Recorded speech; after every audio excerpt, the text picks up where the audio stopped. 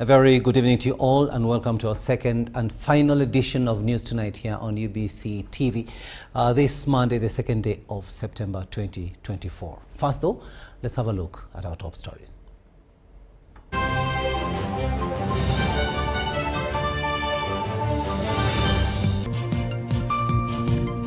In our headlines tonight, mover of Private Members Bill 2024, MP Lumu explains the bill.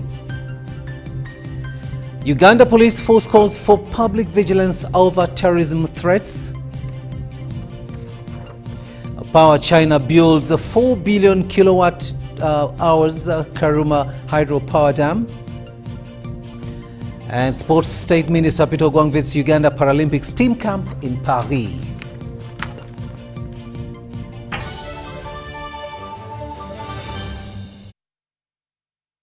Hello there and welcome once again. We are coming to you live online and on air from Broadcast House here on Nile Avenue. On sign language, it is Senyomo Yusuf and I am Rukidi Kiijanangoma. Now, the First Lady and Minister for Education and Sports, Janet Kataha Museveni, has emphasized the need for the older generation to nurture young people to raise dignified, responsible and productive citizens for sustainable development. Citing a Runyankware proverb that states, "A herd of cows without a calf's pen is already finished," Mrs. Museveni stressed that a generation of elders without youth is doomed. The remarks were during a meeting with Uganda's Private Sector Foundation Chairman Humphrey Nzei and Executive Director Stephen Asimwe. The First Lady asserted that if God grants life, as He has done for the older generation, they must run. Not just walk, to catch up with the young people. This is to help them thrive and fulfill their potential rather than succumb to despair. She recalled Mwalimu Nyerere's words when trying to galvanize Africans. While others walk, Africans must run to catch up with the rest of the world. Looking at what has happened to Kenya, that can happen to anybody. That's why we don't have the time. We need to work now and work all the time and stretch out our hands and hold hands, across these universities and have one purpose that is driving all of us to ensure that we will not allow Uganda to go back ever. As long as we have life and we are here, we all believe that God is with us and God doesn't want us to continue going back and forth like. During a meeting held in Nakasero, the minister discussed the Private Sector Foundation Uganda's willingness to raise funds and support the Emerging Leaders Program. This initiative, spearheaded by the First Lady, focuses on values, character development, and life skills training for young people. It is being implemented in partnership with Makerere University, Life Ministry Uganda, and the Global Leadership Summit. Mrs. Museveni acknowledged the country's youthful population as a blessing. However, she highlighted the responsibility of older generations to guide, inspire and model the right values and choices for a prosperous future a nation. For me, I always feel like we have really betrayed God, because God blessed Africa so much, with so much resources that are there at our disposal. But they will be processed by other people and taken away while we remain poor and forever waiting for others to help us. And when they don't help, we are in trouble. Barbara Kaija expressed appreciation to the Private Sector Foundation for their willingness to support the development of young emerging leaders. She reported that with support from President Museveni and the First Lady, the program has conducted value-based training for Makerere student leaders and lecturers, as well as an orientation for over 1,300 new students. This is a cause that affects all of us, especially as business people, and we're cognizant of the importance of putting faith into our young people and nurturing the correct young people, because this is our workforce for tomorrow. Our cardinal existence as PSFU is to create an enabling environment for businesses to thrive. It's only fair for us to give back and also create an enabling environment for our children and the people around us. Reporting for UBC, Paguma William. Now, Mityana County South Legislator Richard Lumu says he's disturbed by some people who misunderstood the Administration of Parliament Amendment Bill 2024. He says the private members' bill in question is to strengthen and ease a flow of business in Parliament. Take a watch. During Parliament's regional sittings in Gulu, Mityana County South Legislator Richard Lumu introduced to Parliament a private members' bill titled the Administration of Parliament Amendment Bill 2024. The bill focuses on the selection of the Leader of Opposition and the Opposition Chief Whip. I feel Parliament and the presiding officers are trying to target the Leader of the Opposition because he's being very strong and very straight. Now that the Speaker has allowed this, I think let her allow the other amendments to the Administration of Parliament Act. But also, secondly, I'm not sure what the intention of the movers is. Because at the end of the day, somebody might also move that let us also elect the leader of government business. The bill has raised mixed reactions as some stakeholders criticize the spirit of the bill coming at a time when Parliament has been on the scent of corruption allegations, largely fronted by the opposition wing led by Leader of Opposition Joel Senyonyi. That is not what I'm doing. I am simply strengthening it. I'm simply widening it.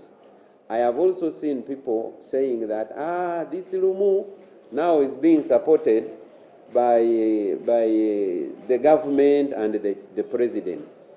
Whoever is thinking like that, if it's not shallow, is only myopic. Because we have been here in Parliament, we went to our constituencies and we are elected from there. Lumu says some members of Parliament and the public narrowed the bill to personalities. For people who have gone to school enough, some of you included, if you have a different idea from a colleague, first of all, you don't release dogs. The other one, you don't quarrel. The other one, you don't become bitter. The other one, you don't become crazy. You don't make yourself mad. What you do, you also make a counter argument. In the same bill, the legislator is bringing up a system for members of Parliament to elect the Deputy Speaker from a different party. Know why we are here. There are two sides. One is the opposition, another one is in the government. But all speakers are from one side of the government. What stops us from having a Deputy Speaker coming from the opposition? The MP cites how this bill will ease removal of individuals in Parliament that are not carrying on their duties accordingly. We should not come here, want to remove someone, you sit down on the table there for 3 months, just looking for a way of removing him. Now, I want to ease the way we remove some people. MP Lumu says the bill in question is still under drafting and consultations and is expected to be out by the end of this week. Lydia Chomkama and Gloria Gutavinji, Parliament. Now, FDC Kiijanangoma faction has distanced itself from amending the private members' bill titled the Administration of Parliament Act 2024 that seeks to elect the leader of opposition in Parliament. They say the law will increase divide and rule among other concerns. This was during the weekly FDC press conference at their headquarters in Kiijanangoma. Honorable members. During the regional parliamentary sitting in Gulu on Thursday last week, Mityana MP Richard Lumu asked for a leave of parliament to table the amendment of Parliament Administration Bill 2024 that seeks opposition to elect the leader of opposition in Parliament. A party with the majority members of Parliament in opposition shall produce the leader of opposition in a consultation. But I bet if there is any other party which has ever been consulted on who to become leader of opposition, now that one is a lacuna. However, during the weekly press briefing at FDC Kiijanangoma, the party rejected the move because it undermines democratic principles. The amendment could lead to intense rivalry and infighting among opposition MPs, weakening the opposition collective strength and effectiveness. It may not be able to pull out a leader of opposition if it has no power to elect him or her. And the party has ways of electing someone. Because our party, our democracy may be 10 people can sit and elect someone. That's our democracy in our party. Mr. Lumu, before going for this, should have had the courtesy of talking to all the parties in Parliament. Consult them. In FDC, we used to go and visit all the parties and consult them on a lot of things. Should have consulted us. They argue that FDC has been there in trying to bring up such bills, which would weaken opposition's ability. We are the only party who have tried all options.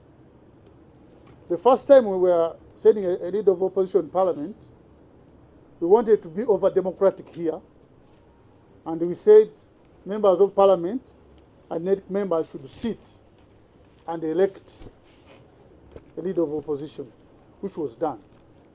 And Honorable Tigo was chosen, and he went to Parliament. But when someone is chosen that way, when he gets to Parliament, you may have divided loyalty.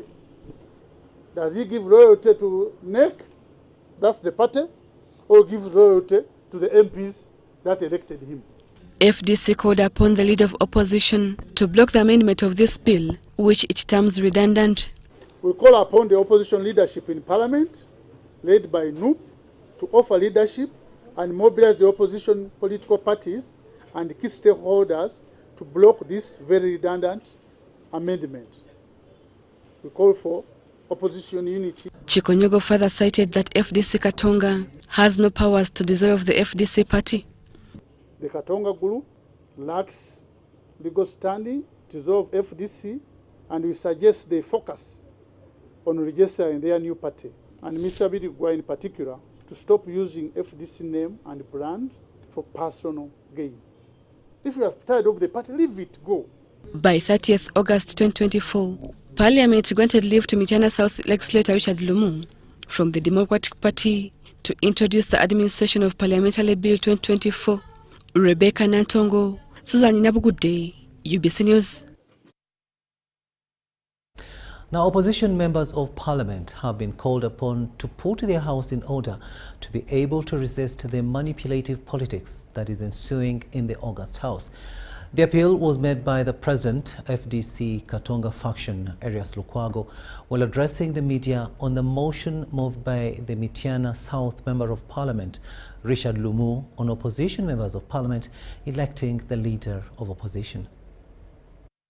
While addressing the media, the President FDC Katonga Erias Lukwago said they disagree with the idea of the opposition members of parliament electing the leader of opposition because it will be killing the principle of multi-party democracy. This follows the Mityana South Richard Lumu moving a motion of a bill to amend the Administration of Parliament Act for all opposition members of parliament to elect the leader of opposition. A call to our colleagues in the House, put your house in order, put your troops in order. It does no harm for the MPs to sit and harmonize their respective positions in our backyard, in the parliament. And we need to put a buffer there. We need to put a bulwark, because as events unfold today, it's really disturbing. Sexisms, the kind of faulty lines within the opposition created by the manipulative politics, to desist against it. The chairman FDC Katonga, Ambassador Waswabirigwa, says this proposed amendment is being used as a test with plans to come up with a new system for electing the president. Wrong. But he has already made arrangements to be elected by the member of parliament. So we are going to go towards a new system whereby a party that has a majority in parliament will declare their leader or chairman, the president of Uganda, through the parliamentary. Some of you may know about this, but this has happened before. Meanwhile, FDC Katonga says they have not received any response from Kenya High Commission after taking a petition on the arrest of their colleagues. They say they are now working with a team of lawyers from Kenya Public Interest Litigation to file case in the High Court of Kenya. But in addition to that, we have instructed lawyers in Kenya to file a petition in the High Court of Kenya against the government of Kenya for being complicit in the kidnap of our colleagues. In the High Court Kenya to order the government of Kenya, the Attorney General of Kenya, to respect the rights of the members of the East African community, because we are is with all political prisoners, not necessarily the 36 that belongs to us. And we appeal to all those outside who can help, please do help. I'm Nafka Farida and Juman Samba in Kampala. Uganda Police Force has called for public vigilance as security strategizes on responding to the current terror threats. While addressing the media, police spokesperson Rusoke Kituma urged the public to stay calm and report any suspicious persons and activity to security agencies. The United Nations Organization and the U.S. Embassy raised terror threats in Uganda and released a security advisory to their citizens living in and those intending to come to Uganda. Uganda's security responded swiftly on the alert. It is true there is a terror threat, but there have always been threats. The fact that Uganda is an active participant and it is on the front line in the fight against terror, we certainly are targets to terror threats. The public is urged to stay calm while heightening their vigilance and to be cautious of their environment. People are called upon to collaborate with security by reporting any suspicious individuals and activities to any nearby security agency. Do not relax. Do not relax, because when you do, you will be hit. Malls should heighten and also maintain the measures that are supposed to be in place. We are supposed to have access control where people are checked. In public transport areas like parks, taxi parks and bus parks. Meanwhile, in a joint security operation, 63 suspects were arrested for illegal possession and consumption of opium. These are accused of being notorious in criminal activities in areas of Mbalwa and Sawu, in Chaliwajala and other parts of Namugongo. Who most were found in possession of opium, and we managed to take 51 to court. During the screening process, 12 were excused. Why we usually carry out these operations is these very youths are the one who later go and do a number of offenses on the wananchi in those neighborhoods. They snatch phones, they break into houses, they make life very unpalatable. In Kasese district, police arrested Kusemererwe Ronald for selling stolen motorcycles. It is alleged that Kusemererwe, a mechanic, has made it a habit of dealing in stolen motorcycles and spare parts. Komagum Rogers and Abdul Nasir Luwama for UBC.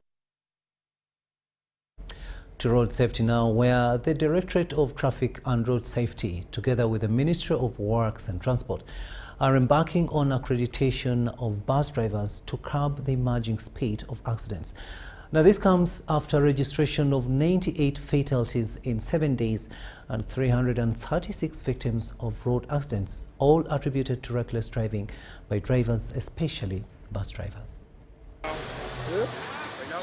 Of the notable accidents that claimed 8 lives in the last week is that of Kabale Bugonzi along Kampala-Masaka Highway. Police attributes the accident to the reckless overtaking by the Jaguar bus driver.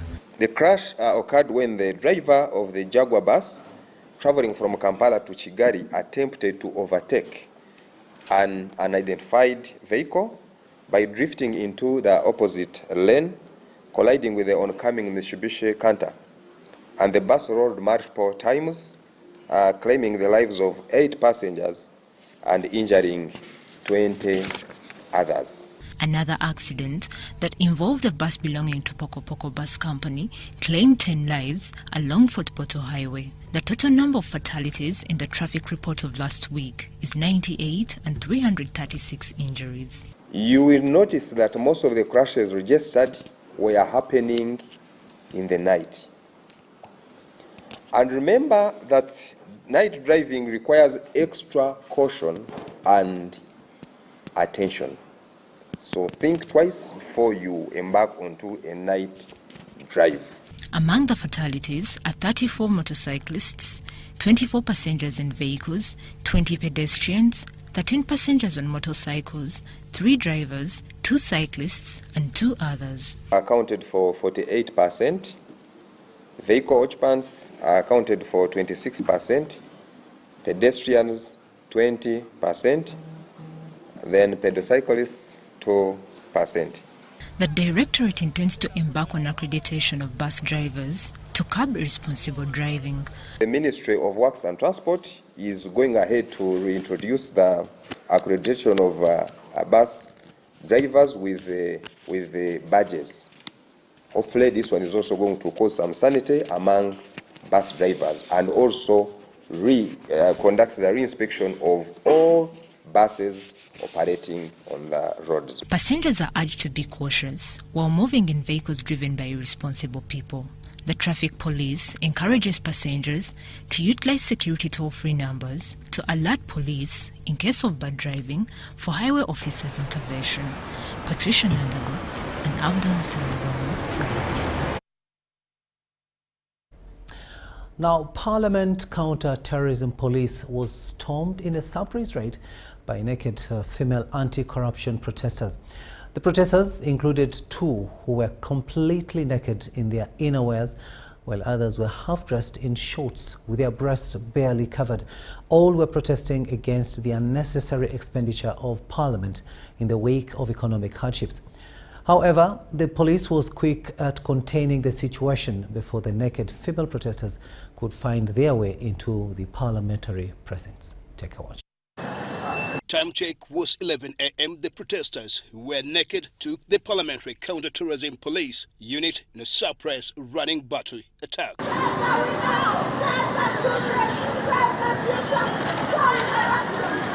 The protesters included who were totally naked, only in their inner wears, and one without a blouse, with her breast out, painted in the colors of the Uganda flag. Save the children, save the women, save... The protesters held placards bearing writings that condemned the corruption and demanded for the resignation of the Speaker of Parliament. Save the children, save the women, save the future. Stop corruption. Thanks to the Parliamentary Counter-Terrorism Police unit that managed to battle with the naked female anti-corruption protesters before they could find their way beyond the security barricades to the parliamentary precincts. The protesters were quickly driven to the Central Police Station, safe custody, where charges of public nuisance are being prepared against them. Your emotions when you are pure and fresh. But there is no way, because instead of me actually attracting my attention over what you're meaning, no, me I went on attention of someone is being naked in the public. You're supposed to be checked by the medical personnel. Okay? There is no way we can believe in a person who is naked. So priorly, or vis-a-vis to what they are meaning to us. For us, we are going to first check them if they are mentally steady and what is their agenda and why are they making Kampala dirty.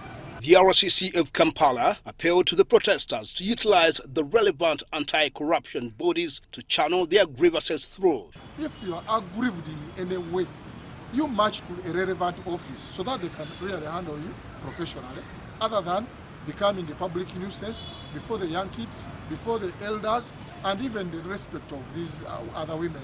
For that matter, I'm really very sorry for what has transpired today, but I think they are going to be charged.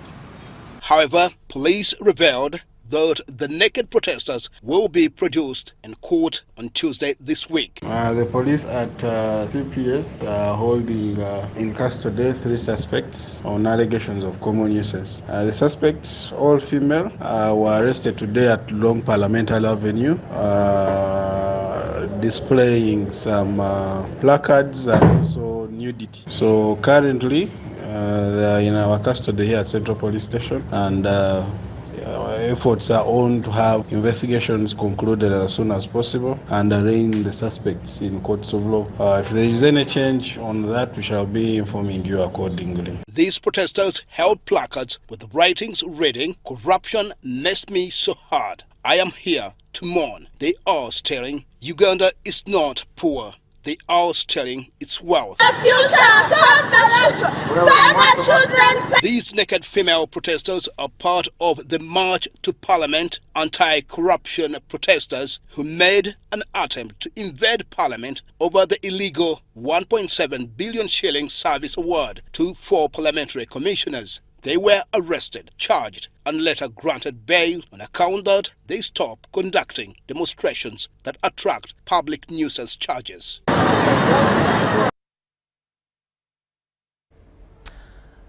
50,000 seedlings are going to be planted in Rwenzori for forest restoration and conservation of the region during the 3rd edition of Theluji Festival. The initiative is geared at reforestation of Rwenzori Mountain and environmental cleaning to restore the natural beauty and biodiversity. So this campaign is unique. We are promoting domestic tourism. We expect to move bigger numbers.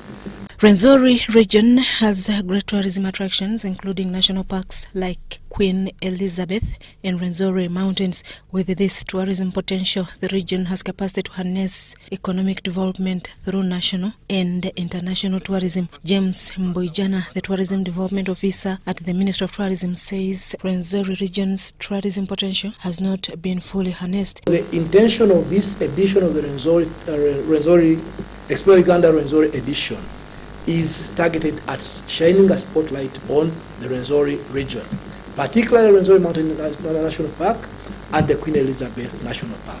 Queen Elizabeth has had a lion's share of the limelight, but we need to emphasize the Rwenzoris. because it is such a very good platform of marketing for our national parks, most especially the Rwenzori Mountains National Park and Kasese. The third edition of the Leju Festival, scheduled for 5th to 8th September 2024, will focus on marketing the region nationally and internationally. Among the activities to steer the festival include a cultural heritage event, a cleaning drive to restore the natural beauty and biodiversity of the region, and a tree planting. About 50,000 seedlings are to be planted to reforest Rwenzori Mountain during the event.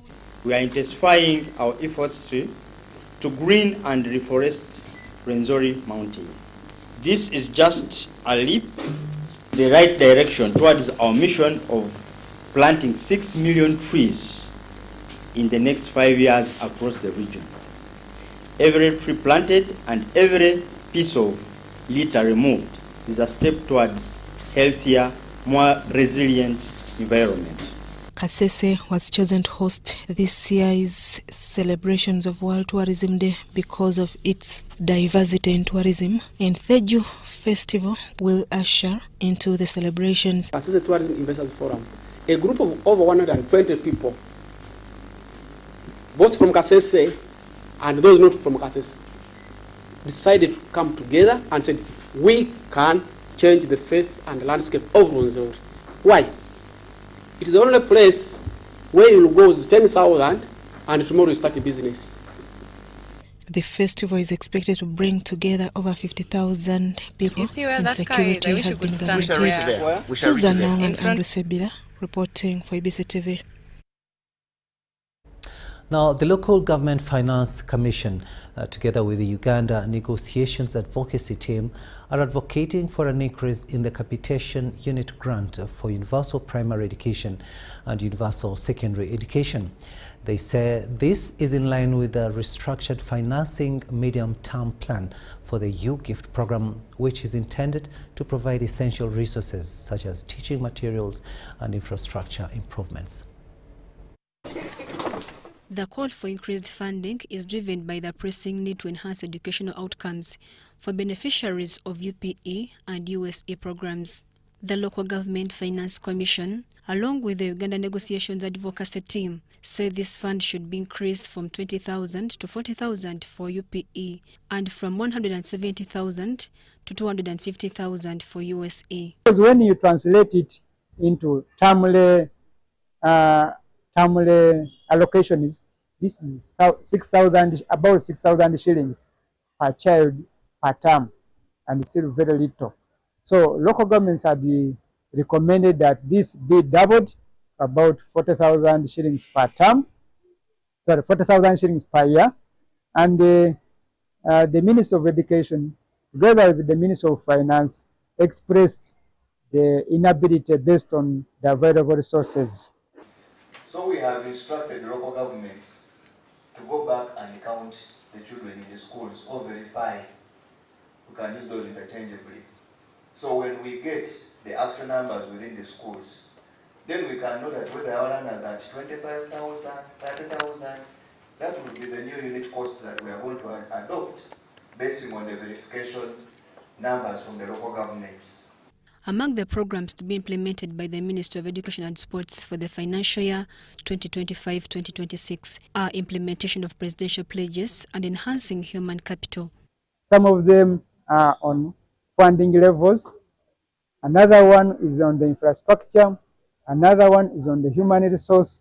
Another one is on handling matters that are of interest to both levels, like secondary education is partially decentralized.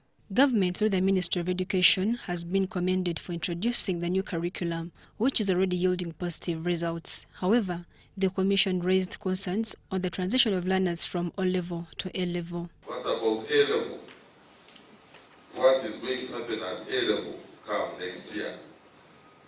Because these people are going to be examined under the new curriculum. So are we going to continue teaching MEG and HIG and BCP and BCG? The teacher training institutions need to be prepared, need to be capacitated so that they can be able now to train teachers who will be able to deliver this competency-based curriculum. And that is a gap I want to agree with you. We didn't address the two at the same time. This initial training and the pre-service training. The Commission recommended for the reinstatement of the hard-to-reach and hard-to-stay policy to facilitate teachers operating in these areas to enable them smoothly execute their duties. We talk about those in the mountain areas, in the resort mountain areas. In Kabarole, where I come from, we have about 9 schools that are within the mountain ranges of the resorts. And one has to trek about 3 kilometers to reach a school deep in the mountain every morning. And now you compare this same teacher with someone teaching in Nakasero Primary School. We think that that policy of hard-to-reach allowance, it was suspended at some point, should be reinstated, should be reviewed, so that the teachers working in these areas and under those conditions also get an incentive. The Ministry of Education has been commended for scoring high in the implementation of programs for financial year 2024-2025 with a 70% score. This is attributed to cooperation with the Local Government Finance Commission. Mary Namkose, Irene Faith Nantongo, UBC News.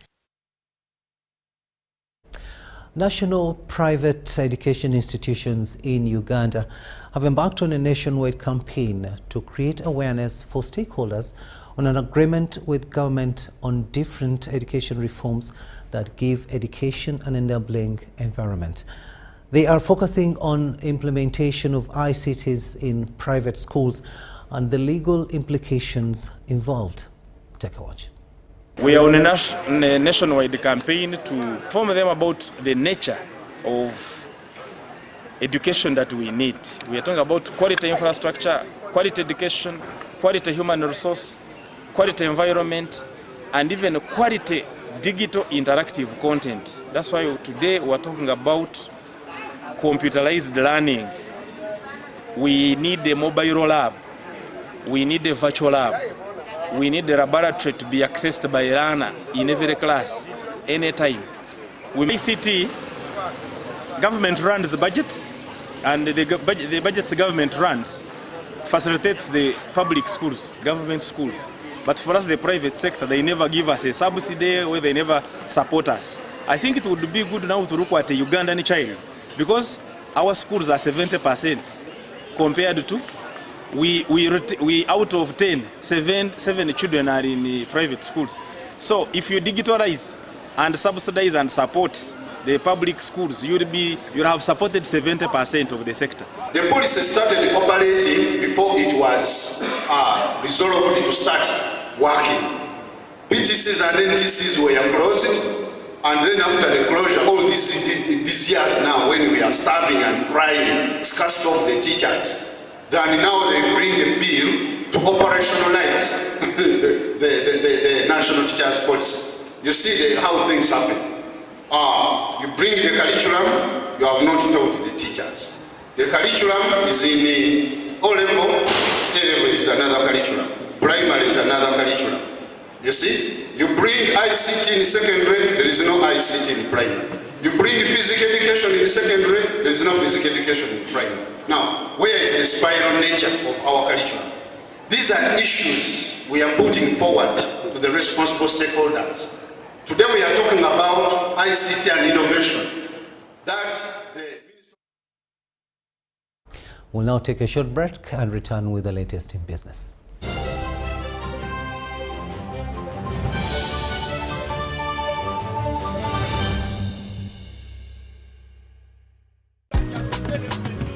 You used to tell me that I don't make you happy.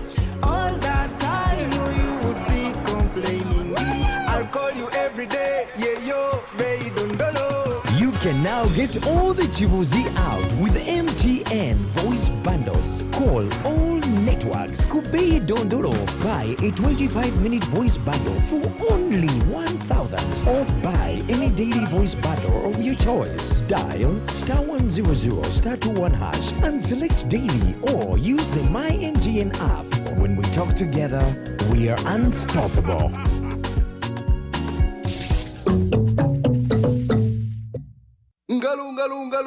It's true what people say, that when I wash and you wash your hands with soap, we'll have less infections as Ugandans. After all, it's hands that handle money. It's hands that feed us. Hands that prepare soil for farming. Hands that we use to learn. And hands that we use for fun. When I wash and you wash, it means clean hands for all. So, wash your hands with soap and clean water regularly to keep away infections and disease-causing germs. This message is from the National Hand Washing Secretariat with support from UNICEF. Uganda fire! Endiba fire! Our border fire! Uganda! Thank you for showing your fire! Has Nambole Stadium opened its doors once again? You were one movie, you were the 12th player when Uganda Cranes needed you the most. Through our famous wins against Bubangunda and our unlucky losses, you stood firm, supporting even louder.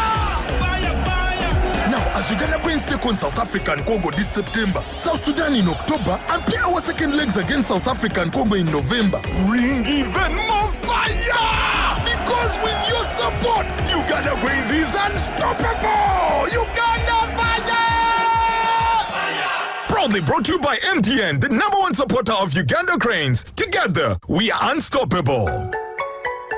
The East Africa UK Tourism and Culture Expo 2024 is here, happening on 8th and 9th of November 2024 under the theme Enhancing Tourism as Engine for Social and Economic Transformation on the sidelines of WTM London at the Rembrandt Hotel, 11th Thalo, PI South Kensington, London, SW7 2RS, United Kingdom. For tickets, exhibitors will pay £1,000 and participants will pay £300. For more information, call +256 787 096 100 or +254 795 806 969. Visit www.eauktourismexpo.com to register.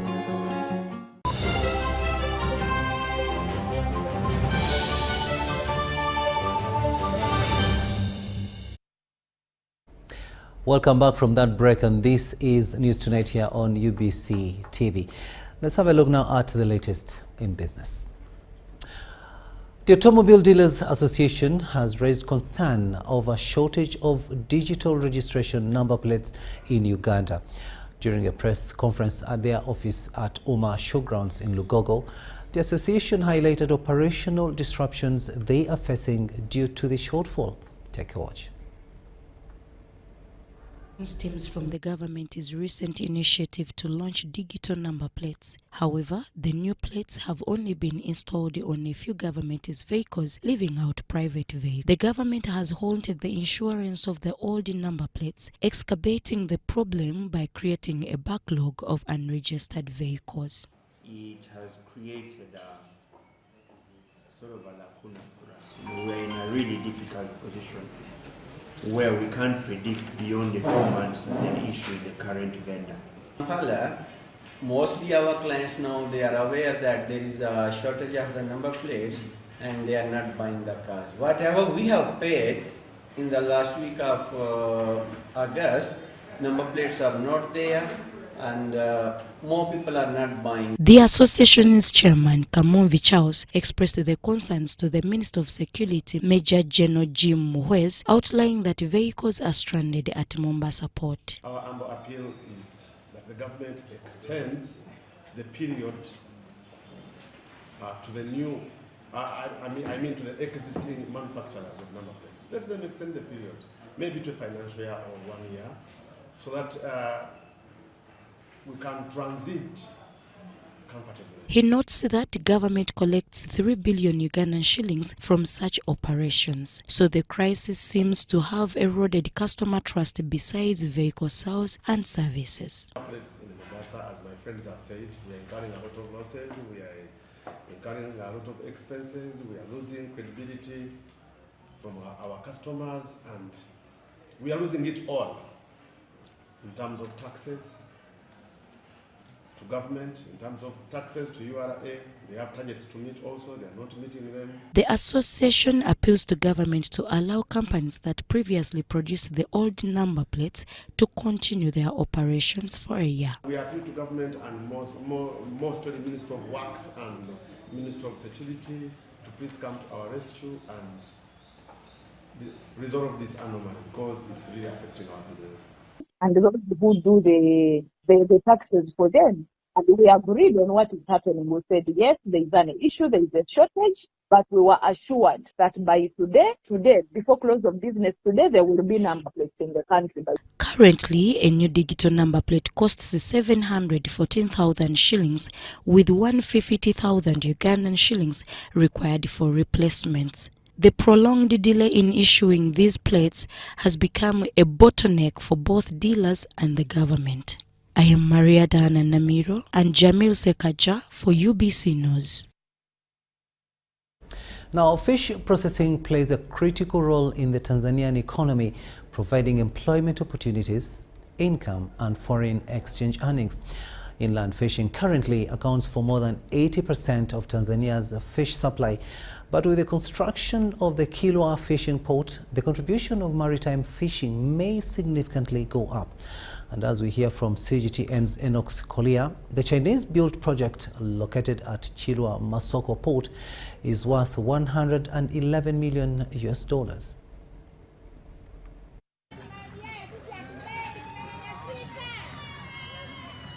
In this village of Kilwa Kivinje in southeastern Tanzania, fish is a lifeline.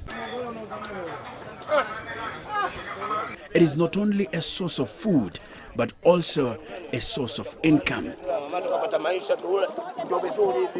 Processors and sellers alike reap the rewards.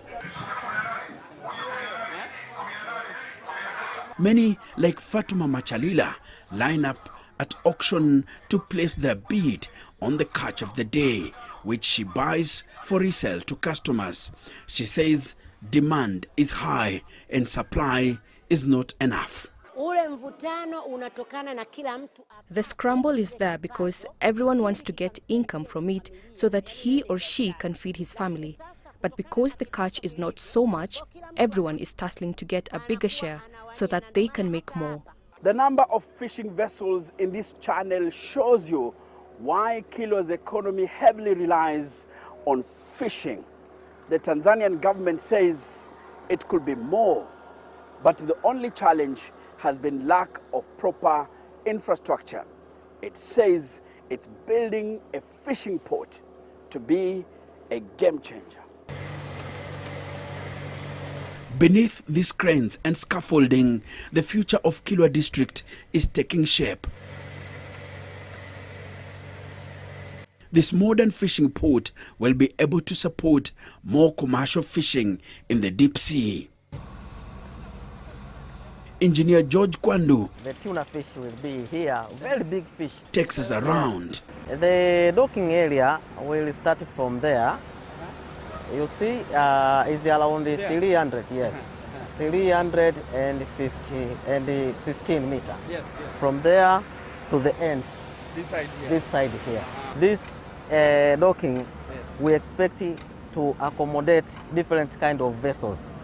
Yes, the big vessels, like the vessel that is for the capacity of 107 meters. Okay, that's very big, the industrial one, yes. But also it can accommodate the vessel of the medium size, which is around maybe 40 to 60. And we can accommodate also the small scale vessel of the fishermen. Yes. So this docking infrastructure will accommodate all kind of vessels. And we expect after the finishing, it can accommodate 10 vessels at once, with the capacity maybe of 30 to 35 meters.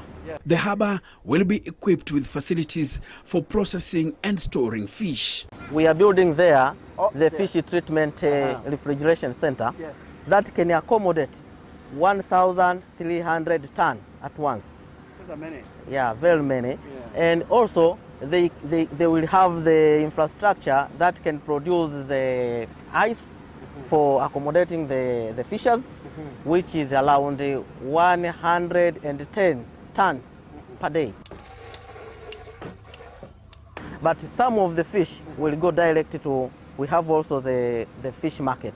So the fishers who wanted to sell direct, they can sell. Now that is for the local consumption? For the local consumption and for the for export. There will be the auction there. The fishing port is on track to be completed in 2025. It's being constructed by the China Harbour Engineering Company and is part of the Belt and Road Initiative, which seeks to promote global trade and connectivity. We like to see this port after completion.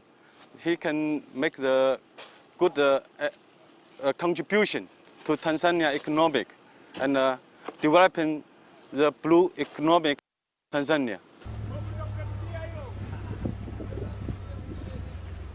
Inland fishing currently accounts for over 80% of Tanzania's fish supply.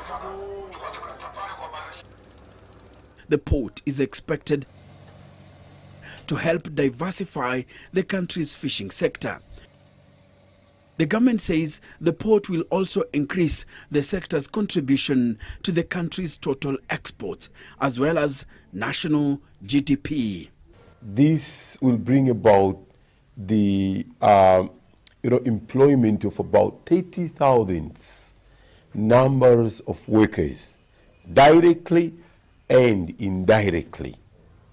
Along with that, our expectation is to grow, and through this port we see it can be possible from 1.9 growth percentage per year to 8.4 growth percentage per year, from 1.8 GDP contribution to 10% GDP contribution, expecting to 2036, according to our master plan. As the port nears completion, people like Fatma from local fishing communities look forward to the new opportunities it will bring. It will really connect our fishing business to the international market. When we sell to other countries, our export income will increase immensely. Our lives will surely change because a lot of opportunities in our fishing business will come up. And we are happy the construction of the port is happening. This port is going to be massive. Besides the creation of thousands of jobs for the people of Tanzania, it will help the East African nation exploit its huge deep sea fishing potential. Enoxikolia, CGTN, Kilwa District, Tanzania.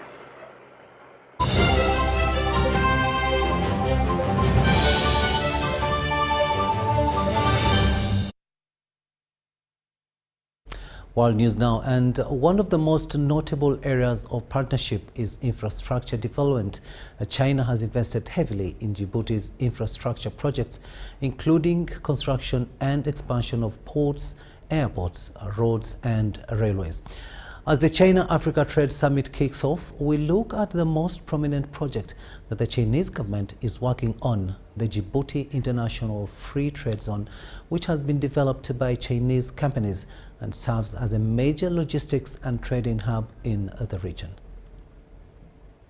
Djibouti is strengthening its role in moving the wheels of the global economy as it focuses more on the building and improvement of vital infrastructure.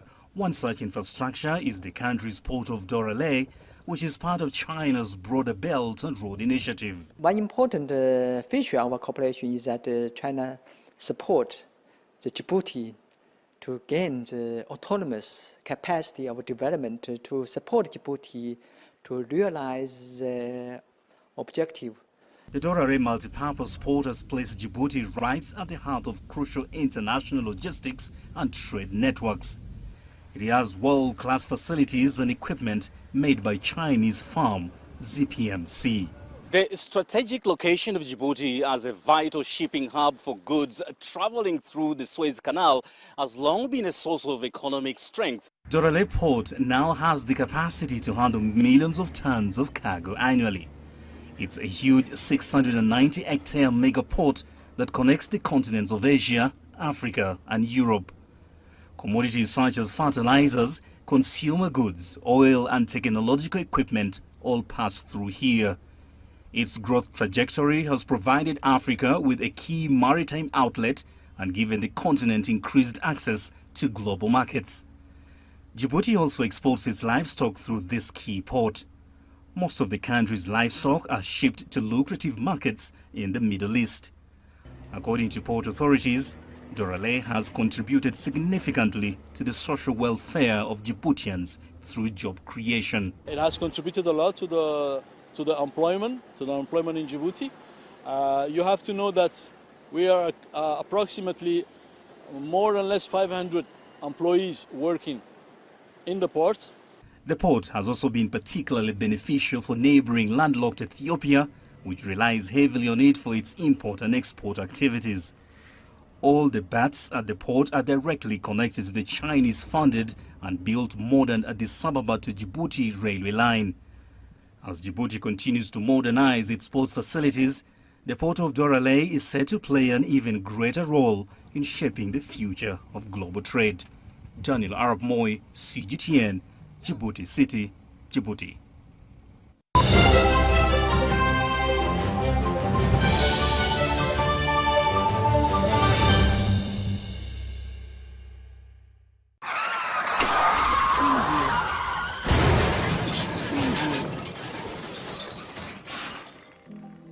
Shocking statistics on road crashes in Uganda show that there were over 23,608 road accidents in a single year, 2023. This highlights an increase of 16% compared to the previous year. The Uganda Traffic and Road Safety Report of 2023 also shows that there were 24,728 casualties from road crashes, with 4,806 people dead, 16,736 seriously injured, and 3,186 escaping with minor injuries. The rampant increase in the number of road crashes and casualties in Uganda is seriously alarming. According to Uganda Police Traffic Report, 80% of road crashes in Uganda are as a result of speeding, reckless driving, and violation of traffic rules and regulations. Your life and that of other road users matters. Every life taken or injured in a road crash is an emotional loss to a family, resource loss to a business, development contribution loss to a community, and a socio-economic loss to the nation. Join hands together to reduce and, if possible, eliminate road crashes from our roads by avoiding reckless driving, obeying traffic signs and rules, and maintaining public safety intelligence to keep ourselves, passengers and other road users safe at every time. Remember, drive safe today to live again tomorrow. Tofira kukubo.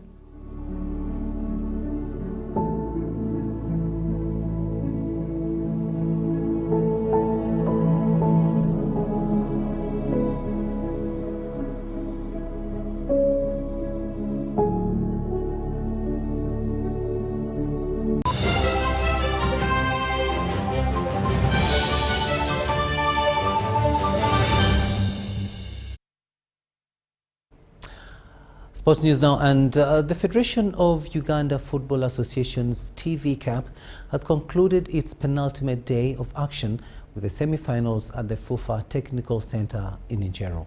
We have more in this story. Uganda Football Association's FUFA TV Cup started a few months ago, where the 65 schools entered for this second edition. After a round robin in which several schools contested in clusters depending on geographical location, the action came down to the top 8 that gathered at the FUFA Technical Center in Njeru. These played through groups and have now come down to the last two teams after semi-final action in which Ngano High School Kabohe beat Jinja SS 1-0. Nganwa High School's account has been opened up by Stanley Kabugu. In the other semi-final, Naumali High School outclassed Lango College 3-1 to book a date into the final. The game, like you saw, it was a tense game according to the boys, but yeah, it was generally a game of pressure since those people scored us first. First of all, to be honest, it is exciting because where we've come from with the team, it is really far, and we didn't anticipate hitting this mark for the first time. So for the first time hitting such a mark, it is really a big achievement to me as well as the team and the school as well. The final of this tournament, whose theme is Excellence in Education and Sport, is scheduled for Wednesday and will be graced by high-profile football officials in Uganda. The other ones will be in the final.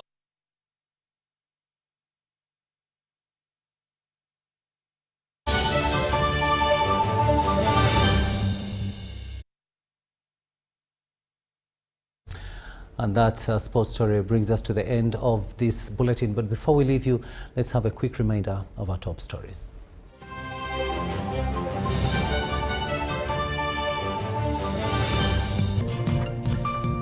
In our top stories tonight, mover of Private Members Bill 2024, MP Lumu, explains the bill. Uganda Police Force calls for public vigilance over terrorism threats. Power China builds 4 billion kilowatt hours Karuma hydropower dam. And in sports, Sports State Minister Peter Ogwang visits Uganda Paralympics team camp in Paris.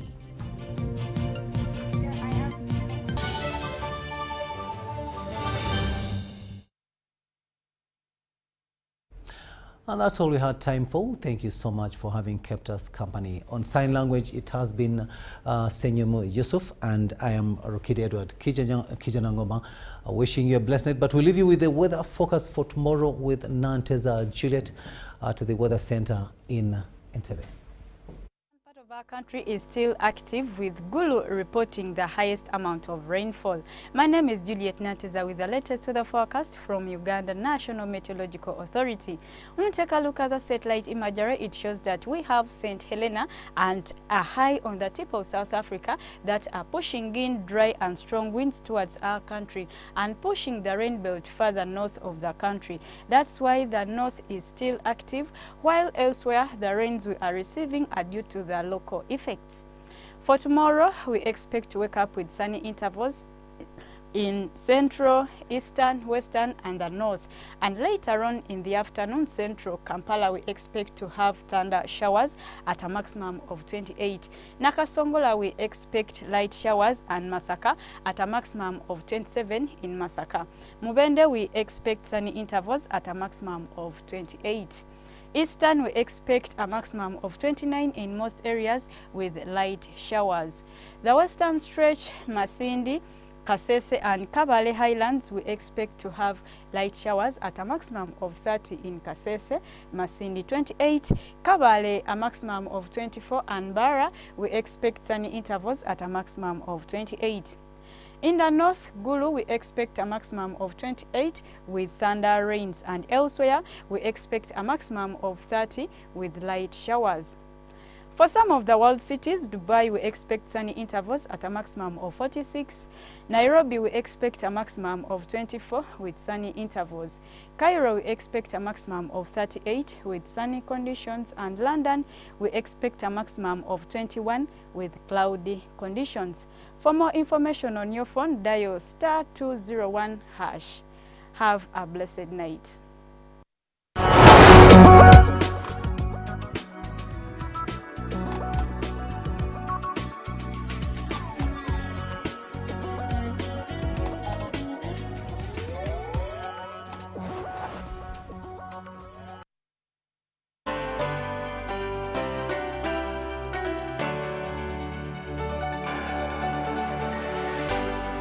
UBC, inspiring Uganda.